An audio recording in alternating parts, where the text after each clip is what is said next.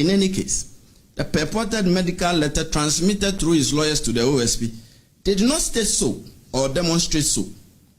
The OSP is unconvinced that the purported medical letter transmitted by Mr. Ofori-Atta through his lawyers to the OSP represents a medical report to the effect that Mr. Ofori-Atta is incapacitated or is so sickly and invalid to the extent that he is physically unable to return to the jurisdiction without imperiling his life.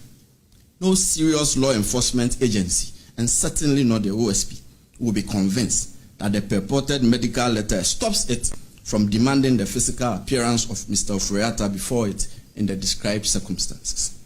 We are of the firm conviction here that this is only a ruse employed by Mr. Ofori-Atta in aid of his intention to avoid returning to the jurisdiction and to personally answer questions in respect of the investigations. We are convinced that the real intention of Mr. Ofori-Atta is what was communicated to the OSP in the very first letter transmitted by his lawyers on 31 January 2025. That is, he has left the jurisdiction indefinitely. That was what was communicated to us at the first instance, and that is his intention. He has no intention of willingly returning to the jurisdiction. That much is clear to us. Consequently, ladies and gentlemen of the media, the OSP declares Kenneth Nanaya Ofori-Atta a wanted person.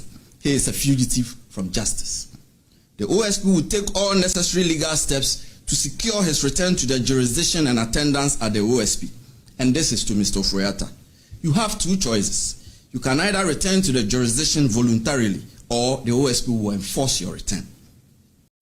Third, the OSP has also commenced investigation into suspected corruption and corruption-related offenses in respect of an alleged embezzlement of 1.3 billion cedis from the Unified Petroleum Pricing Fund, UPPF, at the National Petroleum Authority, NPA.